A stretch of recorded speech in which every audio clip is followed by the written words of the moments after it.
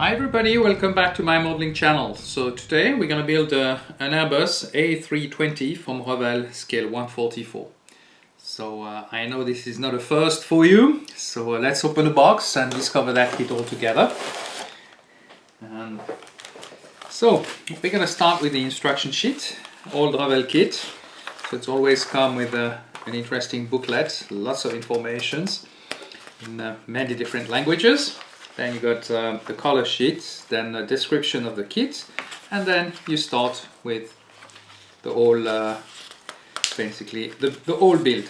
So as you can see, everything is pretty straightforward, nothing too complicated. Then it comes with one options, the old Air Berlin livery, which ceased to exist a couple of years ago now.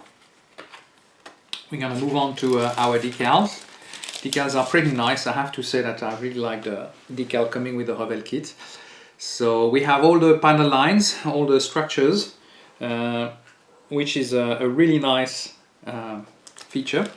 And then you got the overwing exit, and you have also the options of basically having the fairing around the wings, around the passenger windows, which is quite nice if you don't want to fill them in. But as you know me, I normally skip that part and keep all the cockpit closed with and using decals later on.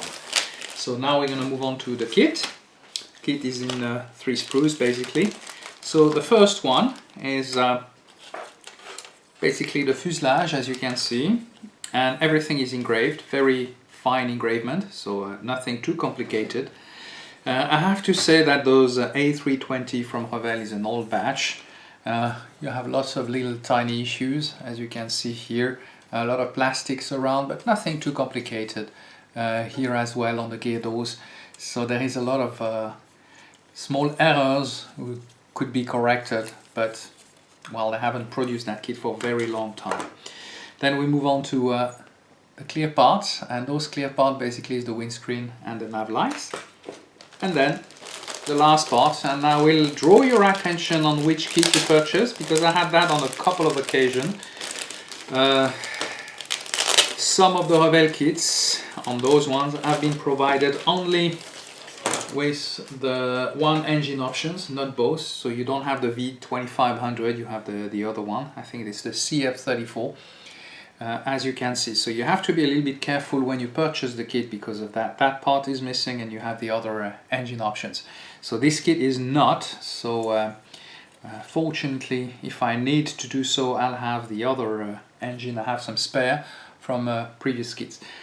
Once again, I have those issues. It's very poor molded, as you can see. I have here and there, and here as well, a lot of issues. And that's a little bit of a pity on those engine intake, as you require a little bit of extra work to get a nice round edge, so that's going to bring us a little bit more work. Then of course you have all the wings, who are in basically 3 parts, and I don't know if we can see them, but there is lots of a lot of needle, and there will be a little bit of extra work to correct the shape. And also what I wanted to point out on this kit from Revell, this is the part for the A321. As you can see, those parts will have to be removed because they are only on the A321, not on the other 320 family. That means 18, 19 and A320. So that's about it for the kit review. So enough of talking and let's start building. So we're gonna start this build by preparing our fuselage. So initially I will check all the parts, and there has some issues, as you can see on the kit review. There was some issue on that right side of the fuselage. So there was some hole. I really don't understand how they could pass quality control, because this is really a below average kit. I would never expect that from Revell. Anyway, so what we will do, we will prepare the fuselage. As you could see, there was a lot of issues. I had to remove a lot of extra plastic coming from the mold as well. And then we're gonna add the wheel well. Then what we're gonna do, we're gonna add some ballast or some weight with some modeling paste on the front of the aircraft. This will allow the aircraft to sit on the nose wheel instead of sitting on its tail. Then of course we're gonna finish and close all the parts and glue everything together. Then we're gonna let it cure for a little bit, and then we're gonna glue all the windows. What I'm doing, I'm gluing all the passenger windows, and for this that will melt all the plastic and that will give me a first base to be able to close this with some putty. So this is the initial part. Then I will add the windscreen, and of course I'll have to rework a little bit on that, as there are some issues as well. It's difficult to fit it in, so the best later on is to use some decals actually. So as you can see, there is a lot of fiddling. Then of course we're gonna glue it to the fuselage, and then we'll cover all the rest and close all the gaps with some putty.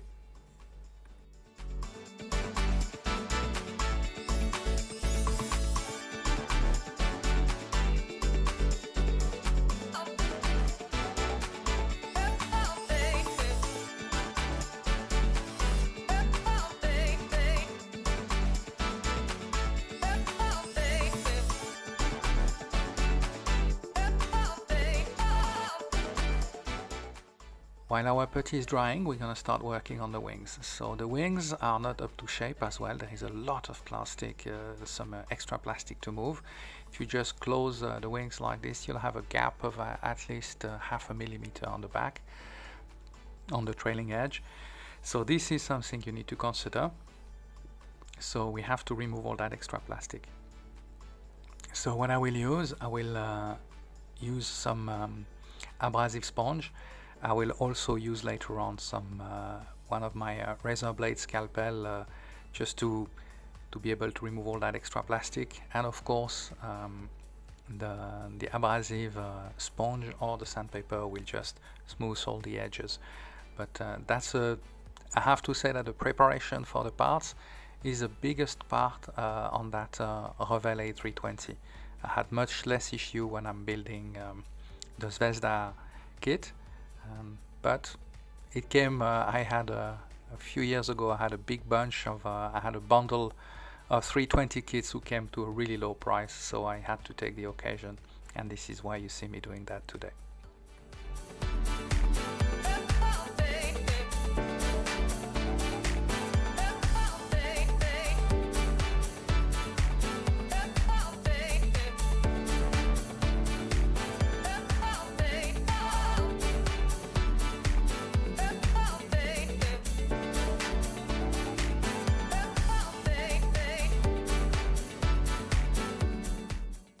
So after preparing the lower part of the wing, now there is, as it's a 320, and this wing is made for an A321.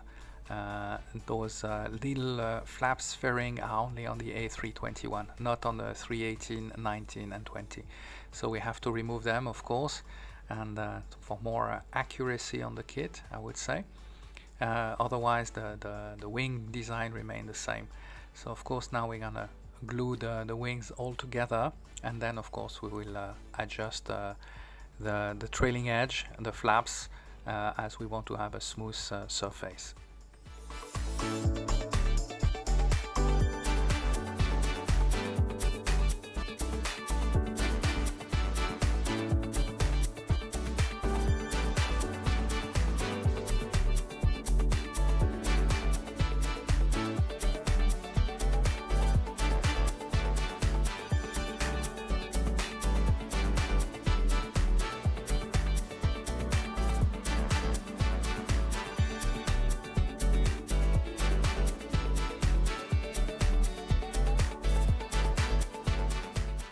So it's now time to remove the extra putty that we have on the fuselage, and for this I will use a 600 grade sandpaper that I will use with water to avoid too much dust, and of course I'll have to do that also on the passenger windows, but I'll have normally to do a couple of filling. I have to fill it twice, sometimes even 3 times, to really have a nice smooth surface on the passenger windows.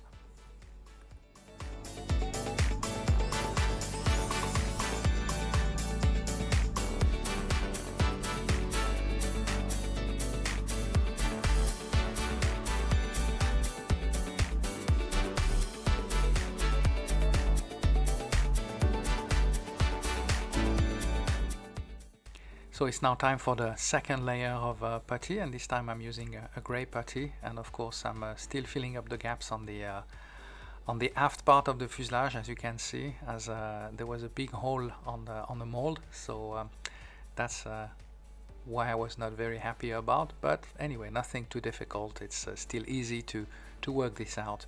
You punch the hole with some plastic cards and then you fill it up, so it's not too difficult.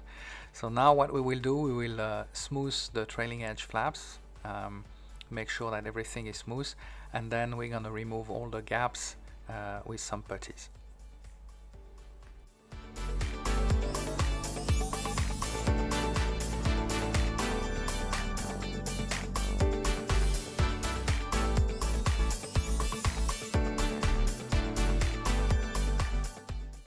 So now I'm going to remove all the extra putty on the engine, and I found in my stash some of those PW 2500 from an older model that I had, and I normally keep always a spare set of engines just in case I would need one on another kit. So I kept those ones, and I will use them this time on that build, as I want to have the proper set of engine, and I didn't have to buy an extra set of spare engine.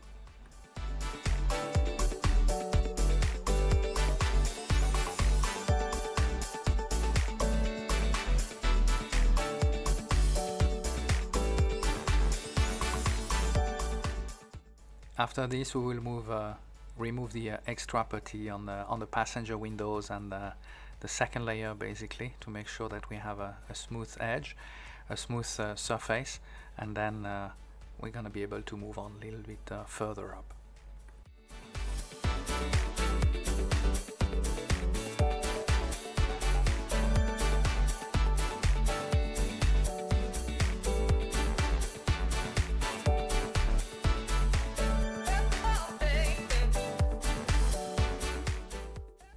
So after doing all those corrections and adding and removing gaps and sanding, we remove a part of the panel lines. Most of them have been filled with putty. So it's now time to do rescribing the panels. So with this, I will use initially a razor blade saw, as you can see, just to have the proper direction. And then what I'm doing, I'm using a rescribing tool just to remove enough plastic and to keep basically the structure lines.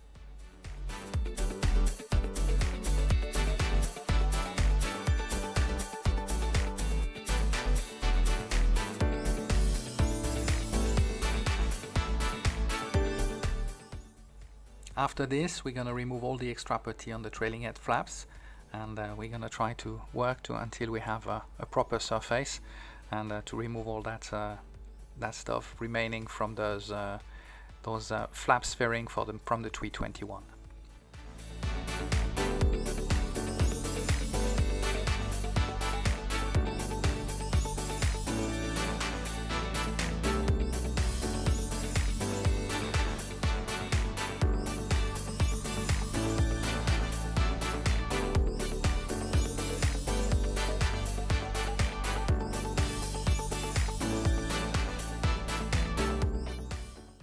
So it's now time to glue our wings to our fuselage, and so for this, nothing too complicated. You just add the glue and put the parts together. Of course, there is always sometimes a little bit of a fiddling to make sure that we don't have too much gaps or too many gaps, and just to make sure that we don't have to put too much putty later on. So these adjustments sometimes can take a little bit of time. Then of course we're going to close all the gaps with some more putty, and we're gonna let it dry, and of course remove it once it's dry.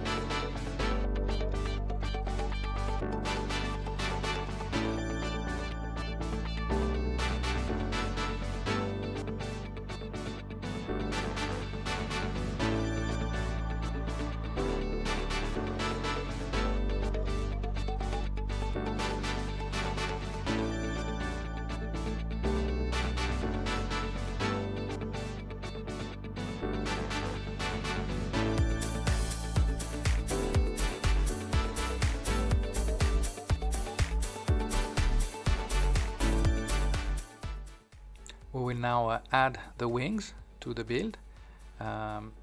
That's one of the last part we have to do, and of course they might have some little gaps, so we're gonna add, of course, close all those gaps with a little bit of putty, and then we're gonna remove the extra putty while it's dry.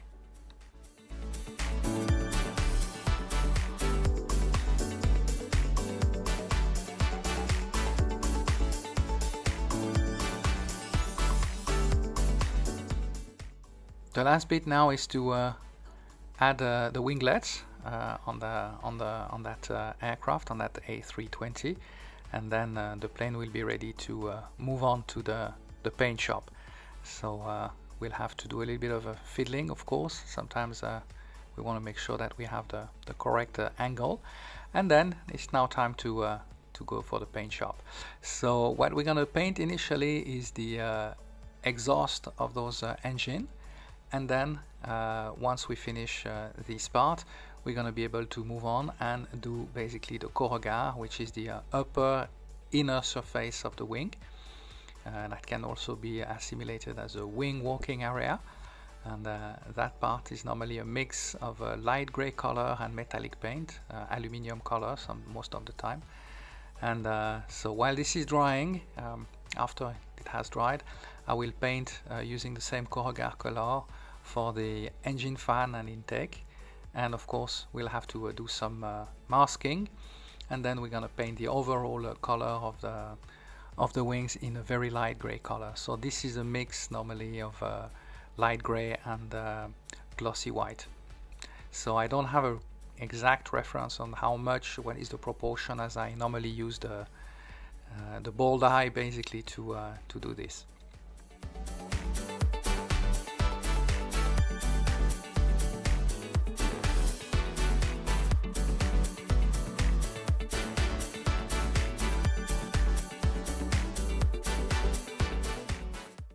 So we will now paint the leading edge or the anti-ice.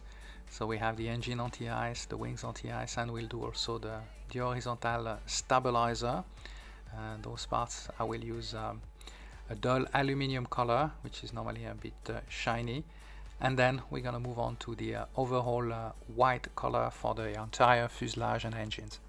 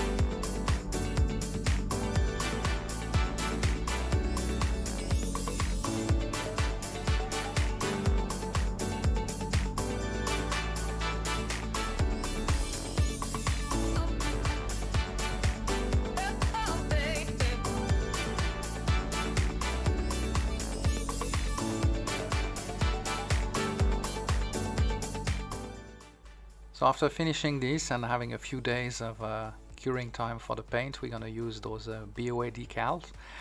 I have to say that they are massive, and you have to really apply a lot of time and patience, lots of water. They were not easy to handle. You will see I didn't do too much of cutting and edit when I edit the video, just to give you an idea of how long it can take and how precise you have to be. And I had to use a lot of solution later on.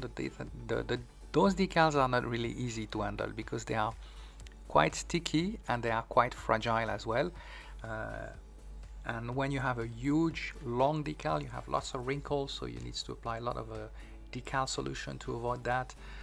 So the result is not always as optimum as we wish, and it takes a lot of time. But you will see that, and this time I didn't trim too much the clip, as I wanted you really to have a proper idea of what's ahead of you if you decide to go for those type of liveries.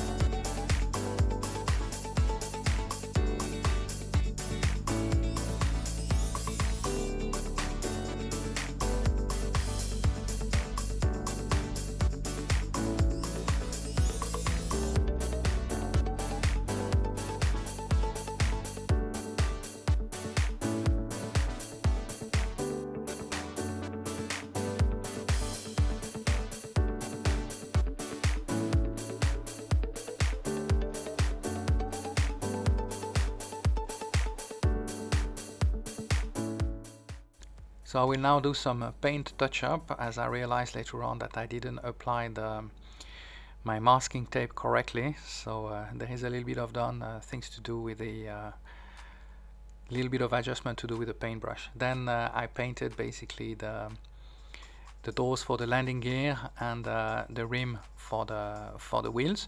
And then of course now we're going to prepare them as a part of our decal is drying out. So we're going to prepare the wheels and then we're going to be able to paint them a little bit later. So after that, of course, I will continue the decaling process with the cockpit windows. The passenger windows are not really well aligned on the other decals, so you have to be very careful. You will see that a little bit later on. I had a whole line of passenger window decal, and I cut them 2 by 2, and then later on I add them 2 by 2 to make sure that I had the proper alignment with the decal. So now what we will do, we will glue our wheels to the undercarriage. We're going to do that for the nose and of course the main landing gear. First we're going to paint as well those carbon brakes. So for this I use some steel color, dark metallic color, and that does the trick. Then a little bit of a drop of a glue and you can see it's very easy to work with. And then we're going to be able to put them on the aircraft later on. But at the moment we're going to just put one of the nose landing gear door, and then we're going to be able to fix them directly on the aircraft now.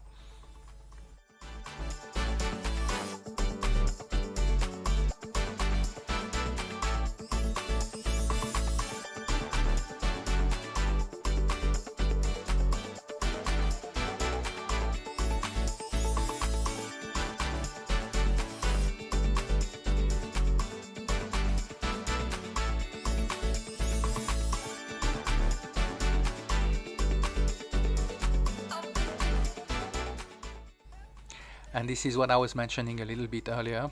I cut all the windows 2 by 2s and now I'm aligning them as I wanted to make sure that we had a proper space and a proper alignment on those passenger windows.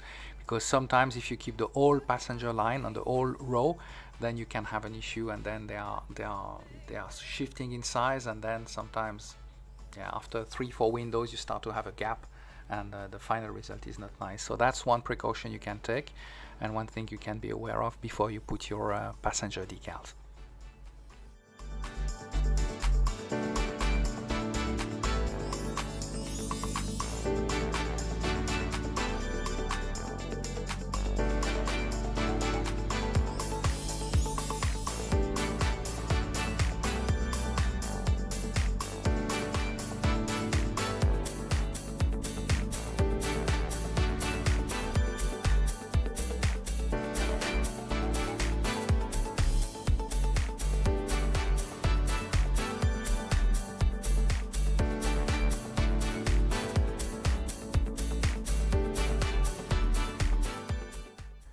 So we're now going to work on the walking area of the wing.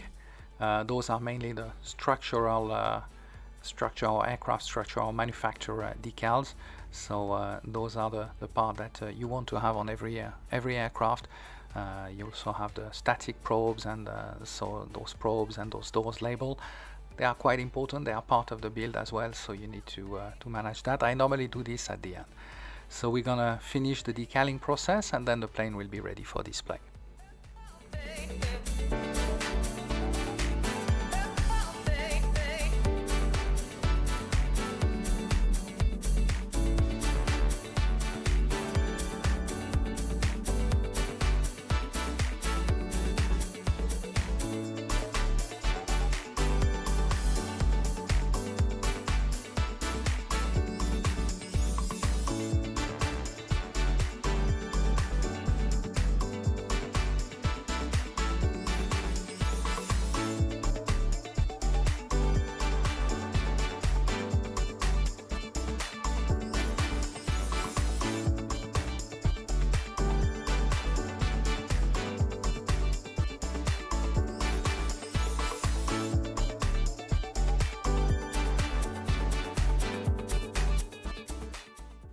And this is the final result of that Bangkok Air A320 from Revell on scale 144.